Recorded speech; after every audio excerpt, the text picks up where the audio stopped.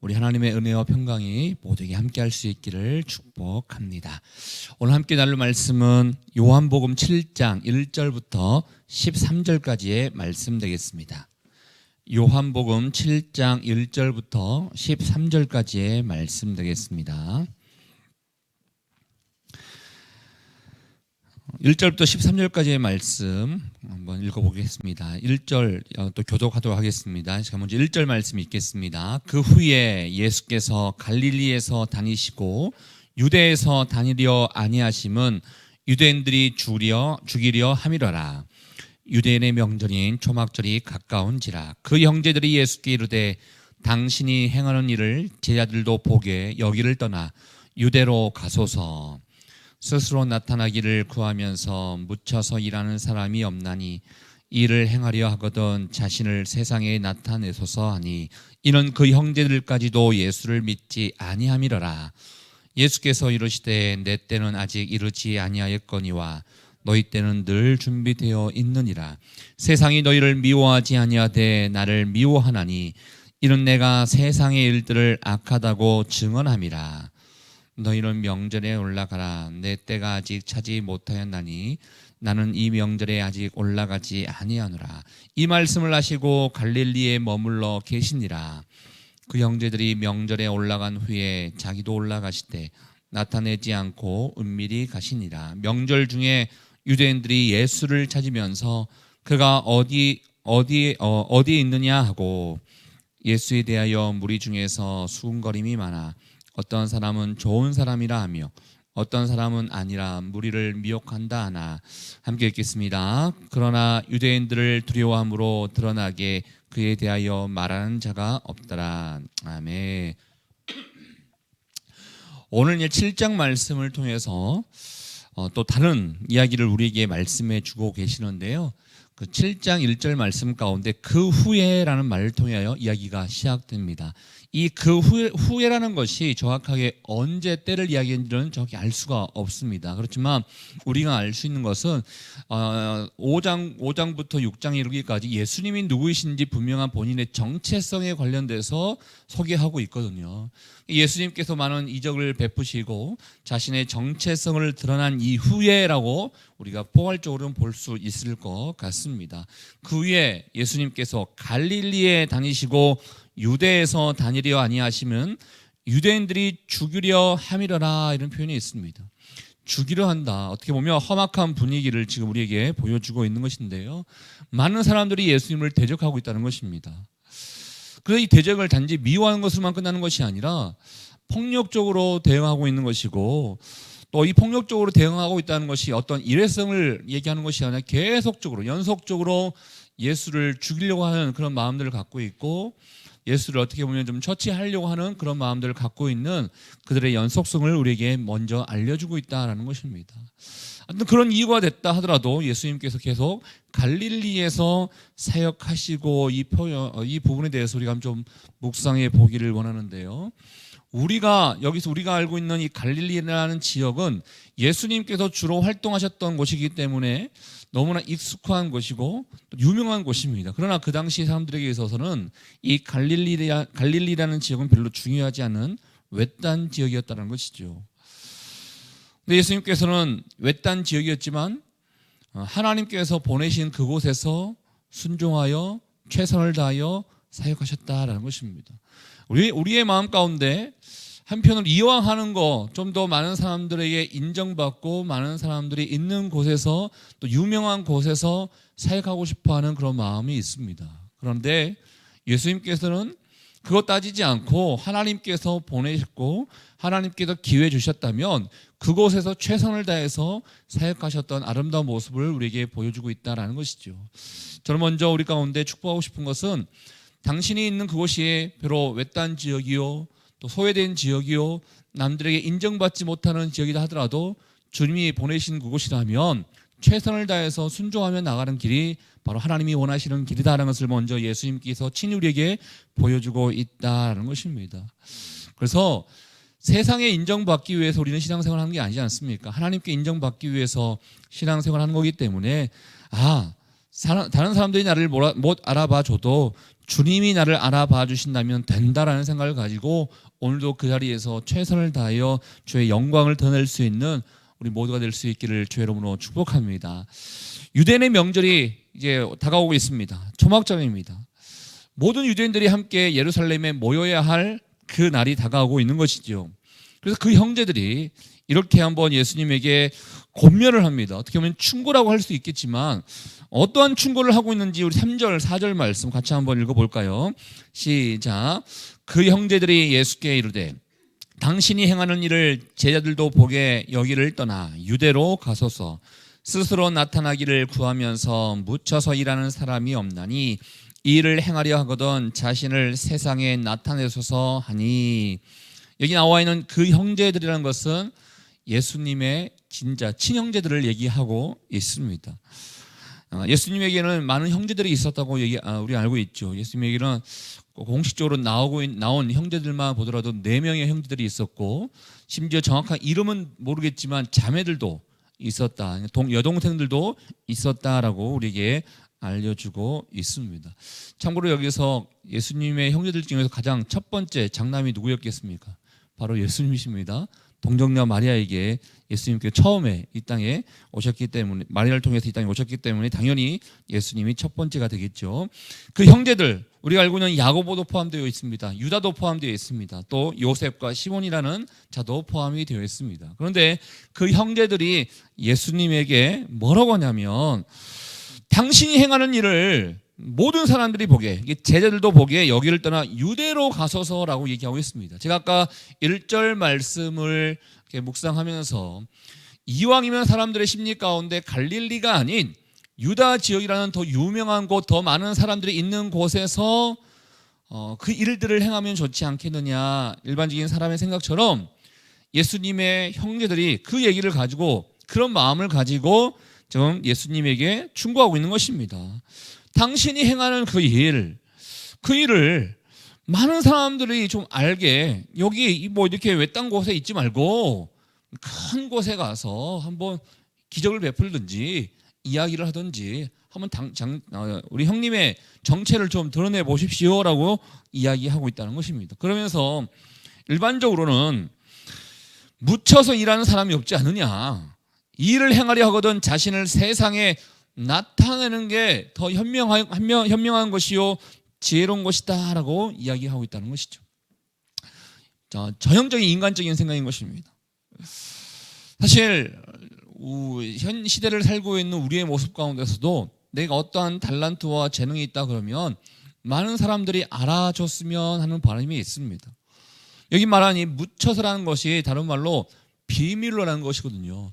비밀로 하려고 하지 않습니다. 그러나 예수님께서는 기억나십니까? 예수님께서 많은 이적들을 베푸실 때마다 다른 사람들에게 비밀로 하기를 원하셨습니다. 다른 사람들에게 가서 이야기하지 말라, 이런 표현을 쓰셨어요. 근데 또 반면에 말씀을 가르쳤을 때는 그 말씀을 가르친 것들을 많은 사람들에게 알려주기를 원했습니다. 여러분, 예수님의 사역에 특징이 있는데 말씀 전하는 것은 많은 사람들에게 알려주기를 원했지만 기적을 베풀고 이적을 베풀 때는 많은 사람들에게 알려지지 않기를 원하셨습니다. 왜냐하면 예수님은 이적 행하는 자로 여겨지기를 원치 않으셨기 때문인 것이죠. 아시다시피 이적을 통해서 믿음 갖기를 원하기보다는 말씀을 통해서 믿음을 갖기를 원하시는 그 예수 그리스도의 마음이 담겨져 있었기 때문이라는 것입니다. 아무튼 제 형제들이 예수님에게 충고를 하고 있지만, 어떻게 보면 좋게 표현하면 인간적인 묘안을 얘기하고 있는 것이겠지만 전체적인 맥락을 봤을 때는요 약간 비꼬고 있는 것입니다. 사실 아직까지 그 예수님에 대해서 메시아로 예수님의 동생들도 여기지 않았거든요. 사실 5절 말씀에 보면 그 형제들까지도 예수를 믿지 아니함이러라, 이 표현에 보면 동생들의 오해, 동생들의 충고, 동생들의 묘안 이런 것들을 성경은 불신앙으로 여기고 있다는 것입니다. 사실 예수님의 동생을 한번 생각해 보십시오. 동생들을 생각해 보면 어렸을 때부터 형을 봐왔지만 형이 남들과 아마 다르게 행동했을 것입니다. 좀 유난 떤다고 생각했을 것입니다. 5절 말씀에 나와 있는 것처럼 믿음을 갖지 않고 있는 이상 동생들의 눈에는 형이 조금 4차원적으로 보였을 수도 있었을 것입니다.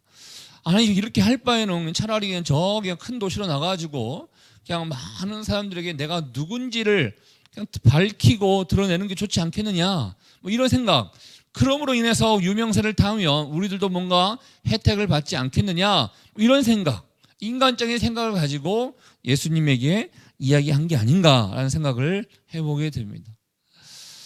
여러분, 우리가 무엇을 위해서 사역합니까? 무엇을 위해서 또 신앙생활을 합니까? 바로 하나님의 나라를 위해서 하는 것이죠. 예수님의 동생들은 가서 좀 인기를 얻어봐라. 너가 이렇게 살 바에는 많은 사람들의 좀 인정을 받아서 뭔가 한 자리 차지해봐라 라는 생각을 가지고 예수님에게 충고하고 때로는 조롱하고 있는 건지 모르겠습니다. 그렇지만 진정한 신앙생활이라는 것은 다른 사람에게 인정받는 것이 아니라, 많은 사람들에게 인정받는 것이 아니라 하나님께 인정받기 위해서 신앙생활을 하는 것이죠. 그래서 예수님께서 뭐라고 하시냐면, 그 이야기를 듣고 난 이후에 예수님께서 6절 말씀을 통해서요, 내 때는 아직 이르지 아니하였다, 이런 표현을 쓰고 있다는 것입니다. 내 때가 무엇일까요? 하나님의 때를 얘기하는 것입니다. 하나님의 때. 하나님께서 정해놓은 시간을 얘기하고 있는 것입니다. 사실 여기 말하고 있는 내 때라는 것은 동생들의 표현에 의하면 예루살렘에 좀 가라. 예루살렘에 가서 많은 사람들에게 인정을 좀 받아봐라. 많은 사람들을 하여금 좀 높은 위치로 올라가 봐라. 이렇게 인간적인 생각과 조롱을 가지고 얘기했을지 모르겠지만, 예수님께서 말씀하신 이 때는 예루살렘에 이제 가셔서 십자가에 못 박히시고 또 죽으셔야 되는 영광스러운 그때를 이야기하고 있는 것입니다. 아직 하나님께서 나에게 때를 허락해 주시지 않았다라고 얘기하고 있는 것이죠. 여기서 우리가 중요한 인생에, 특별히 신앙생활에서 중요한 것은 때를 아는 것입니다. 우리의 때가 아니라 하나님의 때를 아는 것입니다. 근데 많은 사람들이 내 때를 생각하기 때문에, 하나님, 내가 생각해 볼 때는 이때 이런 일들이 일어나야 됩니다. 이때 좋은 결과가 일어나야 됩니다. 이때에 아름다운 열매들이 생겨야 됩니다라고 내 기준에 의해서 내 때를 하나님 앞에 아뢰입니다. 그러나 하나님이 우리에게 원하시는 것은 너 때를 생각하지 말고 내 때를 생각하면서 살아가라라고 말씀하시는 것이죠. 내 때가 무엇입니까? 하나님의 때인데, 하나님의 때를 알기 위해서는 어쩔 수 없습니다. 우리는 기도해야 됩니다. 우리는 무지하고 지롭지 못한 사람이기 때문에 내가 내 자신을 잘 알지 못합니다. 하나님 앞에 기도하고 간구하면서, 하나님, 하나님의 때가 언제입니까? 하나님의 때를 내가 알게 해주십시오라고 기도하며 기다릴 때 반드시 하나님께서 그 때를 우리에게 알려주시고 보여주신다는 것입니다. 바로 내 때를 주장하는 것이 아니라 하나님 때를 아뢰며 나갈 수 있는 우리 모두가 될 수 있기를 축복합니다. 그러면서요, 7절 말씀을 통해서요, 사실 예수님의 동생들에게 있어서 왜 이렇게 사나, 이런 마음이 있었지 않았겠습니까? 근데 예수님께서 어떻게 보면 동생들에게 이렇게 얘기하고 있는 것인데, 저는 이 말씀이 우리 모두에게 하시는 말씀 아닌가 하는 생각을 해보게 됩니다. 우리 7절 말씀 같이 한번 읽어보겠습니다. 시작. 세상이 너희를 미워하지 아니하되 나를 미워하나니 이는 내가 세상의 일들을 악하다고 증언함이라. 세상이 너희를 미워하지 아니하되, 지금 동생들에게 얘기하고 있는 거잖아요. 여러분, 세상에 속한 자이면요, 세상 사람들이 우리를 미워하지 않습니다. 세상에 속한 자이기 때문에 똑같이 그들과 함께 즐기면서 또 놀면서 거슬리지 않기 때문에 그들을 우리 미워하지 않습니다. 그런데 왜 세상이 미워하느냐? 예수님이 말씀하시죠. 나를 미워하는데 이는 내가 세상의 일들을 악하다고 증언하기 때문이다 라고 말씀하고 있다는 것입니다. 자, 여기서 한번 객관적으로 우리 자신을 한번 좀 판단해 보기를 원하는데요, 주변 사람들이 나를 어떻게 생각하고 있는가 한번 생각해 보십시오. 주변 사람들이 나를 어떻게 판단하고 있는가 한번 생각해 보십시오. 여러분, 혹시나 예수님처럼 때로는 그렇게 살아서는 안 돼요 라고 누군가에게는 이야기해 줄 수 있어야 되는데, 그 상대방으로 하여금 내가 미움받기 싫어서 오해받기 싫어서 해야 할 말을 하지 못하고 있는 그런 모습이 우리 가운데 있지 않습니까? 물론 세상에 미움을 받고 싶지 아니하는 마음, 뭐 저나 여러분들이랑 다 동일한 마음이겠죠. 그러나 예수님께서 말씀하시는 것은 너가 바른 말을 할 때는 해야 된다. 때로는 그 바른 말로 인하여 세상에 미움을 받다 하더라도 내가 세상을 미움받으면서 이 땅 가운데 어떠한 모습을 보여줬는지를 보여준 것처럼 때로는 필요할 경우에 바른 말을 해야 된다라고 우리에게 말씀해 주고 있는 거 아니겠습니까? 세상의 미움을 받지 않기 위해서 애쓰는 것이 아니라 때로는 미움을 우리가 받는다 하더라도 바른 말과 바른 행동을 통하여 많은 사람들에게 그리스도를 소개하고 그리스도를 주님께로 인도하는 데 쓰임받는 모습이 바로 더 아름다운 모습이 아니겠는가라는 생각을 해보게 됩니다.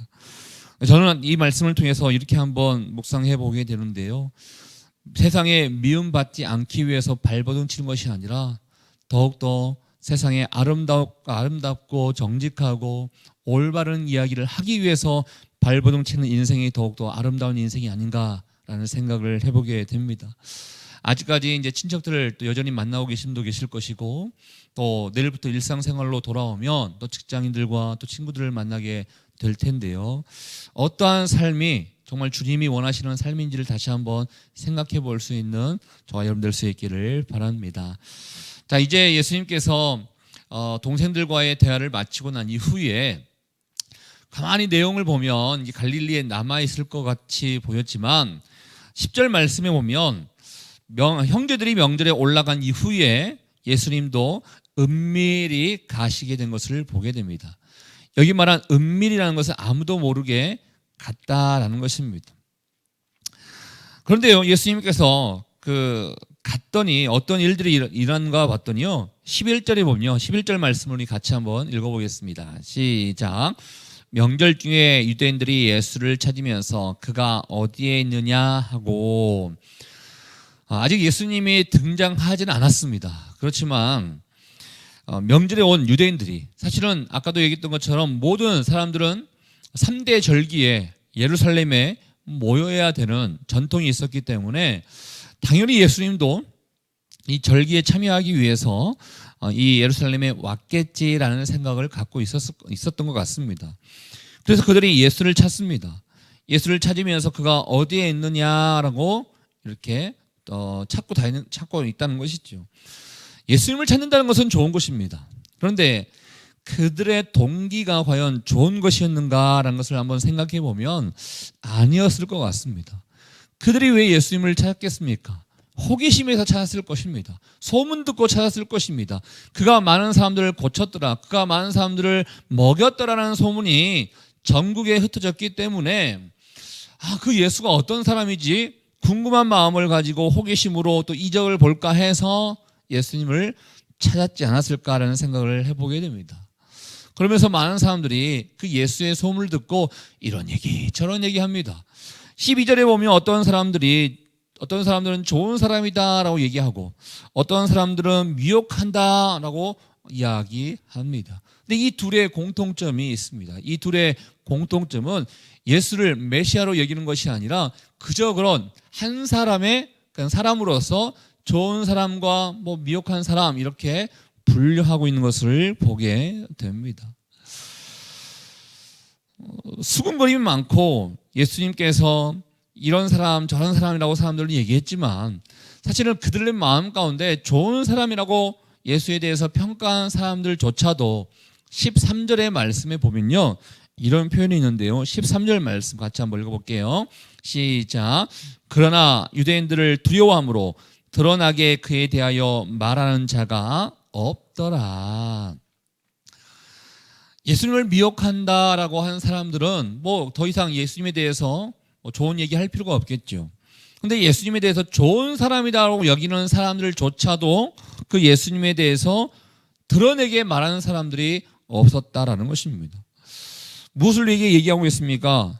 용기가 없고 행위가 없는 어떻게 보면 연약한 믿음을 우리에게 이야기해 주고 있다는 것입니다. 많은 사람들에게 우리는 예수 그리스도 이름을 드러내야 됩니다. 예수님이 어떠한 분인지를 드러내야 됩니다. 그런데 드러내지 않습니다. 내가 드러내면 상대방이 나를 오해할 수 있거든요. 혹시 너 광신도 아니니? 이런 얘기도 할 것입니다. 혹시 너 잘못된 곳에 빠지는 거 아니니? 이렇게 믿지 않은 사람들로 하여금 조롱을 받을 수도 있을 것입니다. 우리의 삶의 현장에서 혹시나 이런 모습이 있지 않습니까?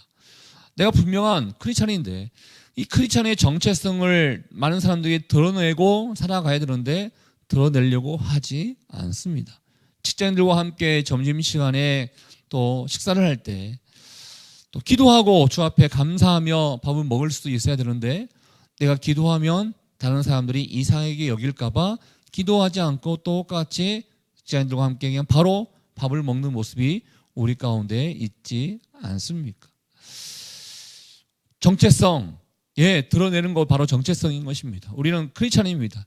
예수로 말미암아 구원받은 자요, 예수로 말미암아 영생을 누려야 되는 분명한 크리스찬입니다.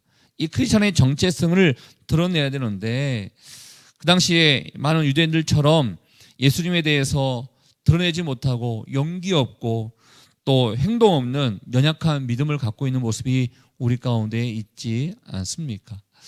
세상 사람들, 오늘 계속 반복합니다. 세상 사람들이 나를 어떻게 생각하고 세상 사람들에게 세상 사람들의 반응에 내가 어떻게 민감하게 행동하는가, 이것보다 더 중요한 것은요, 하나님께서 나를 어떻게 평가하시고 하나님의 반응에 내가 어떻게 행동하는가, 이게 더 중요한 것 아니겠습니까? 오늘 예수님의 형제들의 모습을 바라보게 됩니다. 또 오늘 다른 예루살렘에 모였던 유대인들의 그런 반응들을 우리가 바라보게 됩니다. 사람의 반응에 흔들리지 마십시오. 사람의 반응에 이렇게 해야 되나 저렇게 해야 되나 흔들리지 마십시오. 하나님의 반응에 있어서 하나님께서 나를 어떻게 평가하시고 하나님께서 나를 어떻게 여기시는가, 이게 제일 중요한 것입니다. 그래서 분명한 정체성을 드러냈고 오늘뿐만 아니라 일평생 하나님 안에서 더욱더 주의 나라와 의를 위해서 힘쓸 수 있는 저와 여러분 될 수 있기를 주의 이름으로 축복합니다. 우리 같이 한번 기도하도록 하겠습니다. 이 시간에 기도할 때 하나님, 예수님의 동생들 그리고 유대인들은 예수님에 대해서 또 올바르게 알지 못하고 이런 얘기 저런 얘기 하면서 예수님에 대해서 수군거렸습니다. 그런데 예수님께서 중간중간마다 우리에게 말씀하시는 것은 세상 사람들의 반응과 세상 사람들의 수군거림에 흔들리지 말라라고 말씀하고 계십니다. 무엇을 위해서 살아가는 것이 더 중요한 것인가 우리에게 묻고 계신 것 같습니다. 혹시나 세상 사람들에게 미움받지 않기 위해서, 세상 사람들에게 또 조롱받지 않기 위해서, 세상 사람들에게 수군거림을 당하지 않기 위해서 분명한 정체성을 드러내지 못하는 우리의 연약한 믿음이 있지 않습니까?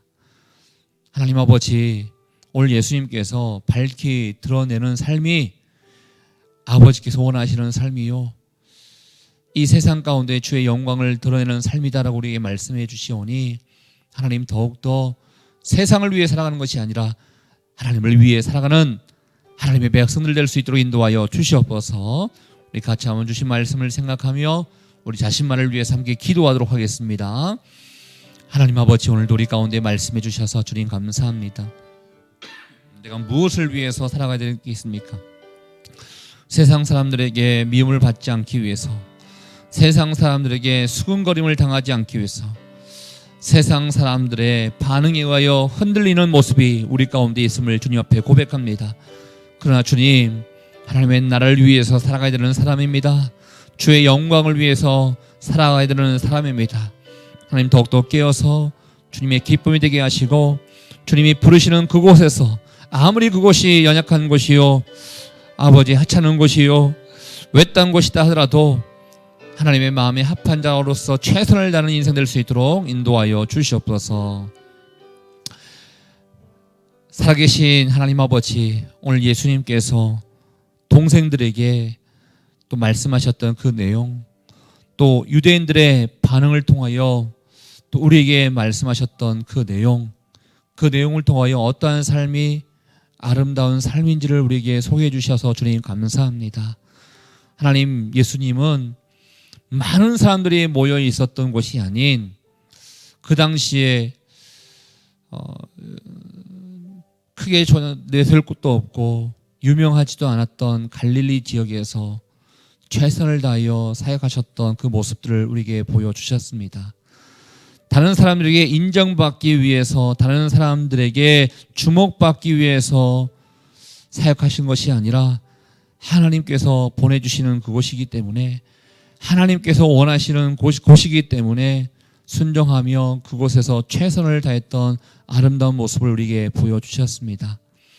동생들의 또 권면과 동생들의 충고에도 아랑곳 하지 않고 하나님의 때를 바라보면서 혹시나 세상 사람들이 나를 미워한다 하더라도 그 미움에 흔들리지 않고 주님이 기뻐하시는 그 마음은 무엇인지를 생각하며 또 최선을 다하셨던 사람이셨습니다.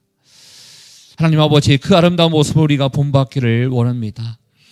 드러내야 할 때 드러내고 또 많은 사람들에게 소개해야 될 때 예수 그리스도를 소개할 수 있는 담대한 믿음을 소유할 수 있는 우리 모두가 될 수 있도록 인도하여 주시옵소서. 하나님, 또 설 연휴 마지막 날을 우리가 보내게 됩니다. 또 고향길에 갔다가 돌아오시는 분들도 있을 것입니다. 안전하게 잘 도착할 수 있도록 인도해 주시고 오늘 하루의 삶뿐만 아니라 일평생 삶 가운데 하나님의 기쁨 위에 영광되는 인생 될 수 있도록 우리를 인도하여 주시옵소서.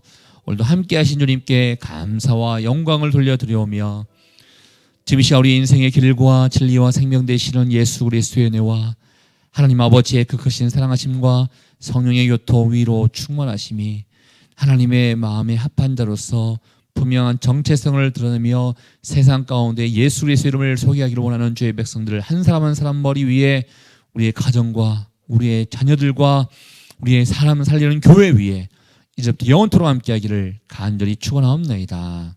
아멘.